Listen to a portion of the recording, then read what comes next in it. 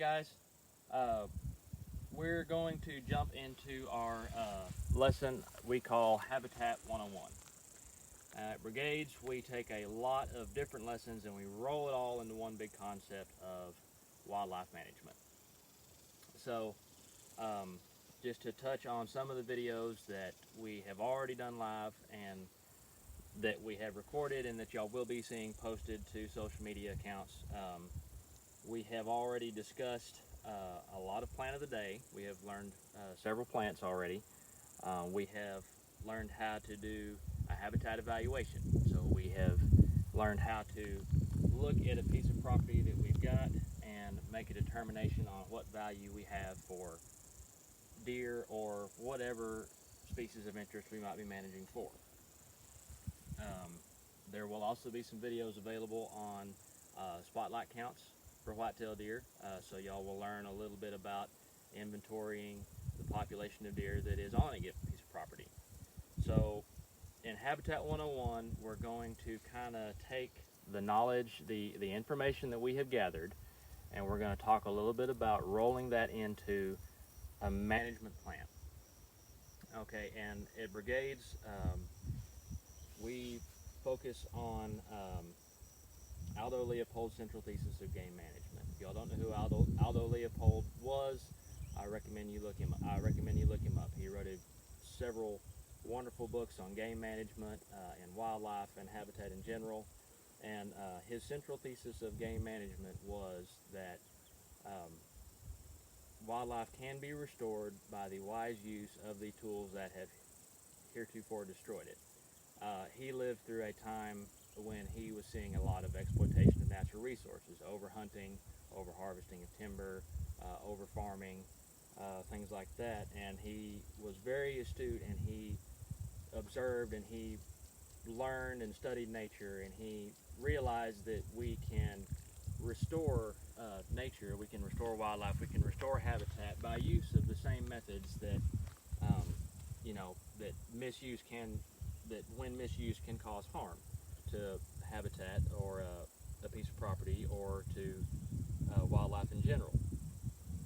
Now his tools of wildlife management that we're going to talk about were the axe, the plow, the cow, the fire, and the gun. We'll just hit on each one of those a little bit, and we'll give a little bit of an example of how those can be used to benefit land. So the axe,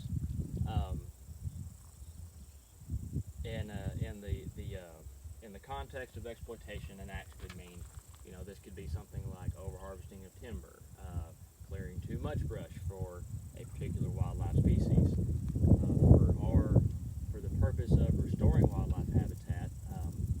We're standing actually in a very good spot that shows an example of how the wise use of brush management can benefit wildlife habitat. I don't know if y'all can see any behind me, but we're standing in a spot that has been mechanically treated for brush species, or for mesquite and brush that was too thick for wildlife. That's actually a pretty common misconception that I run into in my job, is that thick brush, you don't want to get rid of thick brush because you will ruin your wildlife habitat. You can take it too far. Wildlife do need brush. It provides food and cover, but management of brush does not degrade wildlife habitat. They'll use open areas, but you can see some of the remnants of brush that has been managed mechanically. This could be with heavy machinery, bulldozers, excavators, skid steers, things like that. So that's an example of an axe and how you would use it to benefit wildlife habitat. You can see they have selectively left some of our beneficial wildlife species, some elbow bush, some post oak, and a few other, some little leaf sumac, and some other shrubs in the background. They have come through, removed the stuff that was too thick and not as beneficial, and they have left the stuff that is preferred habitat for deer. The second tool in Aldo Leopold's toolbox, the plow, that can refer to several different things. Say we have done our habitat evaluation and we have determined that we're a little bit short on annual forbs or perennial forbs or other desirable plants that deer will select. So we can do something like run a disc over an area that's not as diverse, or a pasture aerator, or a roller chopper. These are all implements that will be pulled behind heavy machinery, and we can disturb some of the soil and some of the plants in a targeted region. This disturbance drives a process called succession. If we disturb an area, Mother Nature is going to take that disturbance and she's going to start the process of succession with annual forbs, annual grasses, and in time, the perennial forbs will move in, and your perennial grasses will retake, and you can add diversity to your wildlife habitat with the wise use of tools like the plow. The cow, the third tool in Aldo Leopold's toolbox, now that's refers to livestock grazing, not just cows, but livestock grazing in general. In the context of exploitation, we can have overgrazing, we can have overstocking of livestock on a given range that degrades habitat, wildlife habitat, and soils and plant communities. So the cow and this tool in the toolbox simply refers to managed grazing. This is something that can be as simple as providing livestock water in different places to spread out grazing pressure. This can be something as easy as using electric fences or permanent fences to divide pastures so that a managed grazing system can be implemented. We can graze one pasture at a certain time of year to kickstart that succession process, generate some diversity, and we can rest certain pastures at certain times of year to make sure that we have adequate fawning cover available for white-tailed deer or whatever our target wildlife species is. The fourth tool in our toolbox is fire. Now, the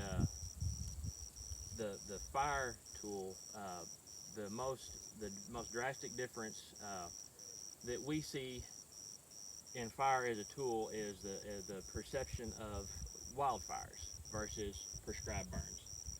Wildfires is something that we want to avoid, but it is a natural process that does drive that succession, and has for many years across lots of landscapes, not just across Texas, but across the country and the world.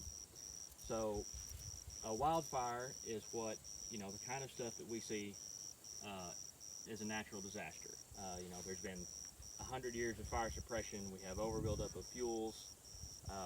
Then a spark sets off a fire in really terrible conditions, typically drought and windy, and there's widespread destruction and loss of plant life and loss of wildlife, and that is what we can avoid by the proper use of prescribed fire. Now, prescribed fire is a fire that we strategically plan and start under the specific conditions that we want. We want specific wind speeds, we want specific humidities, we want specific soil moistures, and we want the fire lit at a specific time of year. And when you take into account all these factors, prescribed fire can be a tool to drive succession in a way that benefits wildlife habitat and benefits the plant communities as a whole. So that's our fourth tool in our toolbox. And then finally, the gun, the last tool in Aldo Leopold's toolbox. In an era of exploitation, this would be something like overhunting. This would be something like indiscriminate hunting, where we don't take into account how many animals we're harvesting, or what age they are, what gender they are, or anything, or we do it without doing a proper population census.